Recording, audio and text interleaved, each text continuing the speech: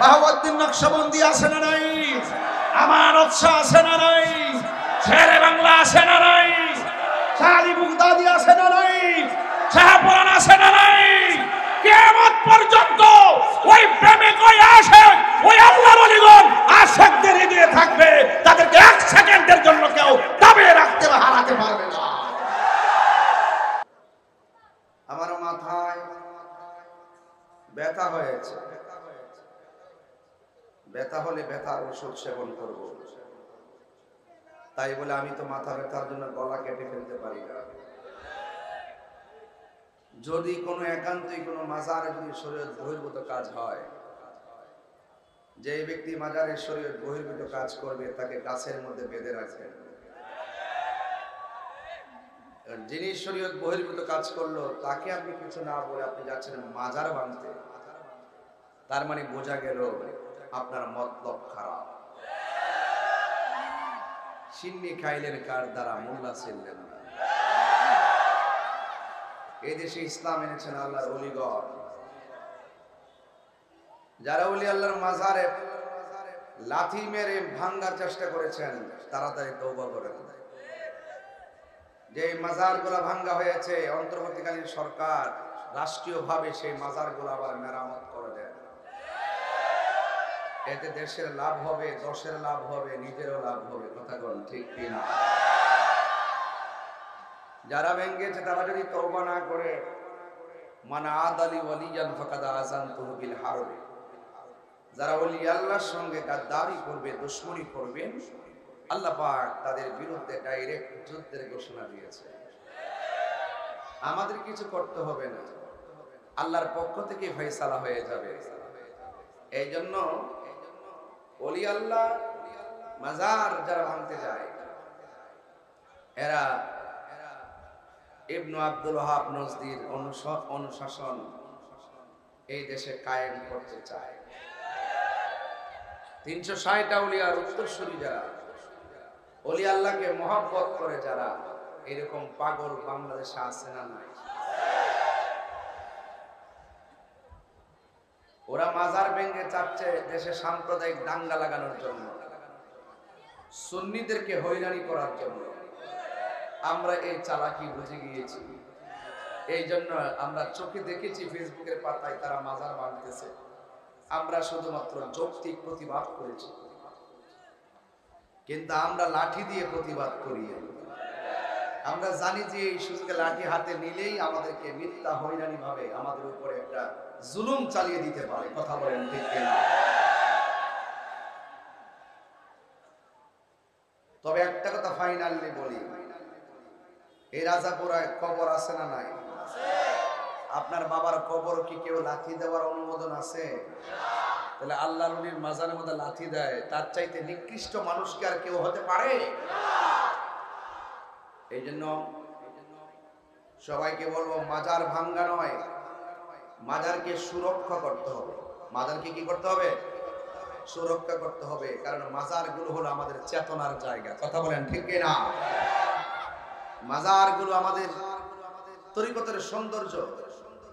এই সৌন্দর্য, এই বাগানের মালি হিসাবে আমরা সবাই আছি, আছি কিনা বলেন?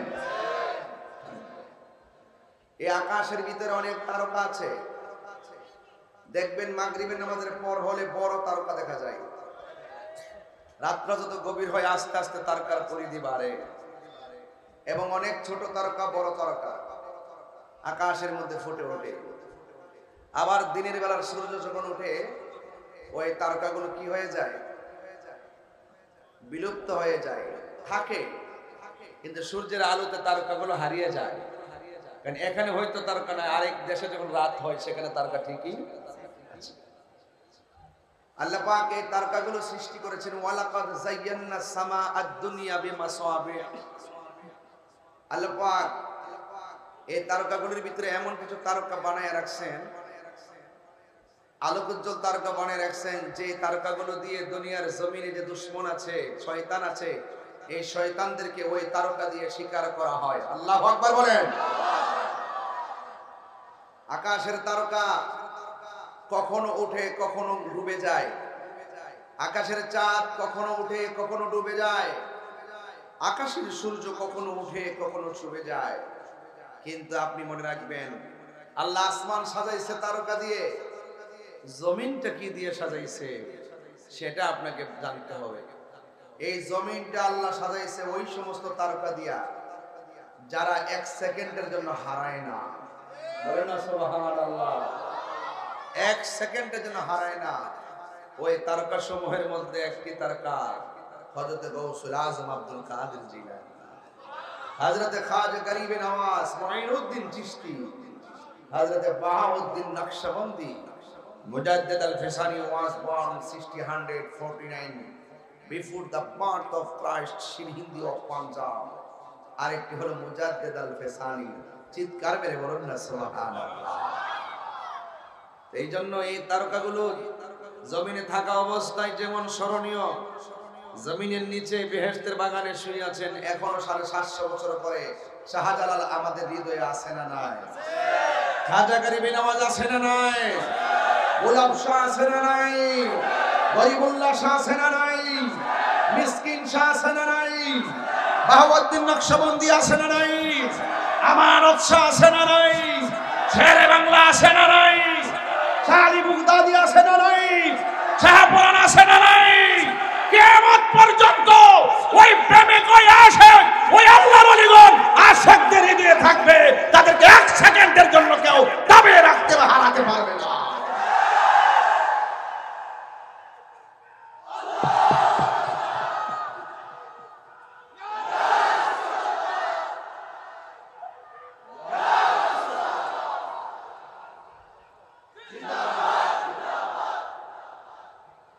আমার কথায় কেউ কষ্ট নেবেন না। মাল্লাহুল মাওলা ফালাহুল কুল। যেই ব্যক্তি আল্লাহর হয়ে যায় সারা পৃথিবী তার হয়ে যায়। কি হয়ে যায়? হ্যাঁ। এরপর আজকে যারা জীবিত মানুষ রাজাপুরা এসেছেন, লাকসামের জমিন, চাঁদপুরের জমিন, কচুয়ার জমিন, চান্দিনার জমিনের বিভিন্ন জায়গা থেকে, হাজীগঞ্জের বিভিন্ন জায়গা থেকে যারা এসেছেন, দুয়াভাঙ্গা, কালিয়াপাড়া, নাকি কালিয়াপাড়া, হ্যাঁ, যত জায়গা থেকে আপনারা এসেছেন, হেঁটে এসেছেন, গাড়ি দিয়ে এসেছেন, আমার সামনে বসেছেন, আমি কথা বলছি আপনারা শুনছেন, আবার আপনার বাড়িতে চলে যাবেন। আপনারা জমিনের উপরে, আবার এই জমিনের নিচে যারা এতিম হয়ে পড়ে আছে তারা চাইলে কিন্তু এখানে আসতে পারছে না। ওয়ামা ইয়াস্তাবিল আহইয়া ওয়াল আমওয়াত। এই দুনিয়ার জমিনে যারা জিন্দা এবং যারা মুর্দা তারা কখনো এক হতে পারে না। ইন্নাল্লাহা ইউসমিউ মান ইয়াশা। ওই কবরের নিচে মানুষগুলো কেমন আছে সবাই দেখবে না। ওই কবরের মানুষগুলো কারা, তারা কেমন আছে কেউ তাদের কান্নার আওয়াজ শুনবে না। আল্লাহ বলেন ইন্নাল্লাহা ইউসমিউ মান ইয়াশা। আল্লাহ পাক যাকে ইচ্ছা করে ওই কবরের ভিতরে তারা কেমন আছে আমার আল্লাহ তাদেরকে দেখা এবং শোনার ক্ষমতা দান করেন। আরো বড় করে বলেন না সুবহানাল্লাহ। বলেন খুব মনোযোগ দিতে হবে। ওই চোখ আপনাকে হাসিল করতে হবে, ওই নজর আপনাকে হাসিল করতে হবে, ওই কান আপনাকে সাধন করতে হবে, ওই জবান আপনাকে লালন করতে হবে, ওই হৃদয় আপনাকে ধারণ করতে হবে। এই জন্য যুবক ভাইয়ের আমার, এমন জীবন তুমি করিবে গঠন, মরণে হাসিবে তুমি কাঁদিবে ভুবন। এই জন্যই যারা নিচে আছে কেমন আছে আমি জানি না, তাই তো আল্লাহর হাবিব রাস্তা দিয়ে যাচ্ছেন, গুরুস্থানের ভিতরে ঢুকেছেন, ঢুকি দেখতেছেন সুন্দর নতুন গুরুস্থান, মনে হয় কয়েকশো লাশ দাফন করা হয়েছে। রাসূল প্রথম কবরের পাশে গেলেন, মুচকি হাসি দিলেন। একটু বড় করে বলতে হবে সুবহানাল্লাহ বলেন। দ্বিতীয় কবরের পাশে গেলেন, আল্লাহর হাবিব মুচকি হাসি দিলেন। যাইতে যাইতে যাইতে যাইতে 99% কবরের পাশে গিয়ে আল্লাহর হাবিব মুচকি হাসি দিলেন। সাহাবায়ে কেরাম বললেন, ইয়া রাসূলুল্লাহ, আপনি সব কবর দেখে দেখে মুচকি হাসি দিলেন কেন? ওই তো কোরআনের আয়াত মনে হয়ে যায়, ইন্নাল্লাহা ইউসমিউ মান ইয়াশা। আল্লাহ রাব্বুল আলামিন বলেছেন, আমি যাকে পছন্দ করি, আমি যাকে ক্ষমতা দেই, সে কবর নিচে তারা কেমন আছে জানেন, দেখেন। এই যে রাসূল বলতেন, সাহাবীরা রে, আজকে গুরুস্থানে আইসা বেশ ভালো লাগতেছে, আমি নিজে তাকায় দেখতেছি গুরুস্থানের প্রত্যেকটা মাইয়েতের বডির নিচে জান্নাতের গালিচা বিছায় রাখা হয়েছে। আল্লাহর হাবিব দেখার ক্ষমতা আছে না নাই? ইন দি মিন টাইমে একটু সামনে যাওয়ার পর আল্লাহর হাবিব চোখের পানি ফেলে কান্না শুরু করলেন। সাহাবায়ে কেরাম বলেন, ইয়া রাসূলুল্লাহ, একটু আগে আপনি হাসলেন, এখন আপনি কাঁদছেন কেন? আল্লাহর হাবিব বলেন, হে সাহাবীরা, আমাকে প্রশ্ন করছো, আমি নবী যাহা দেখি তোমরা তা দেখো না, আমি নবী যাহা শুনি তোমরা তা শুনো না, এই জন্য আমাকে প্রশ্ন করেছো। বেশ ভালো কথা, আমি যা বলি তা লালন করো, আমি যা বলি বাস্তবায়ন করো। তাড়াতাড়ি বাজারে যাও, বাজারে গিয়ে এলান করে দাও, এই গুরুস্থানে কয়জন মানুষ কয়জনকে দাফন করেছে, তার আত্মীয় স্বজন। সন্তান দাফন করলে মা বাপ আসবে, ভাই ভাইকে দাফন করলে ভাই আসবে, ভাই এই যারা যারা আত্মীয় স্বজন এই গুরুস্থানে দাফন করেছে তারা যেন প্রত্যেকের কবরের পাশে এসে দাঁড়ায়। তখন সাহাবায়ে কেরাম এলান করে দিলেন একটি বিশেষ বিজ্ঞপ্তি। সরকারে কায়নাত নূরে মুজাসসাম হায়াতুন নবী এলান করেছেন, আগামীকাল আপনারা যারা এই গুরুস্থানের ভিতরে লাশ দাফন করেছেন আপনারা সবাই যার যার আপনজনদের কবরের পাড়ে দাঁড়াবেন। সবাই লাইন ধরে ধরে আপনজনদের কবরের পাশে দাঁড়াইছে। সকল মানুষ অপেক্ষা করতেছে ওই কবরের দিকে, যেই কবরে আল্লাহর হাবিব চোখের পানি ফেলে কান্না করেছেন। ওই কবরের পাড়ে গিয়ে আল্লাহর হাবিব চোখের পানি ফেলে কান্না করেছেন। কিন্তু কেন কেঁদেছেন আল্লাহর হাবিব সেটা বলেননি। আল্লাহর হাবিব তা বলেননি, কিন্তু সাহাবায়ে কেরাম একদম অপলক দৃষ্টিতে সেখানে তাকিয়ে রয়েছে ওই কবরের পাশে কে আসে। কিন্তু সাহাবায়ে কেরাম দেখতেছেন যে এই কবরের পাশে দাঁড়িয়ে রাসূল কান্না করেছেন, ওই কবরের পাশে লাঠি বর করে করে একটা বুড়া মহিলা এসে দাঁড়িয়ে গেছে। আরো বড় করে বলবেন না আল্লাহু আকবার। গভীর মনোযোগ, একদম গভীর মনোযোগ। ডান বাম টক করা যাবে না, দুনিয়াবি কোন ধরনের চিন্তা চেতনা মাথার মধ্যে ধারণ করা যাবে না।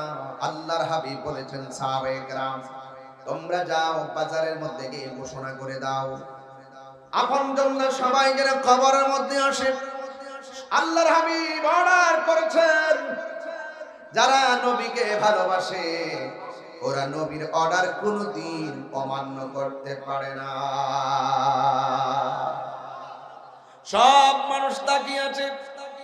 ওই মুহূর্তে আল্লাহর হাবিব সাল্লাল্লাহু তাআলা আলাইহি ওয়াসাল্লাম ওই গুরুস্থানে, সুবহানাল্লাহ করে, ওই মহিলাটা লাঠি বর করে করে যখন কবরের পাশে দাঁড়ায় গেলেন, ওই মুহূর্তে মহিলা কবর পাড়ে দাঁড়ানোর পরে আল্লাহর হাবিব ডাক দিয়ে বলেন, হ্যাঁ মা, আপনি কে গো? এই কবরের পারে কেন আপনি দাঁড়াইছেন? মহিলা ডাক দিয়া বলে, ইয়া রাসূলুল্লাহ, আপনি অর্ডার করেছেন তাই আমি কবরের পাড়ে এসেছি। ইয়া রাসূলুল্লাহ, ইয়া হাবিবাল্লাহ, নবী গো, আমি এই কবরের পাড়ে দাঁড়াইছি, এই কবরের ভিতরে আমার একজন আপন আছে। ডাক দিয়ে বলে, কে?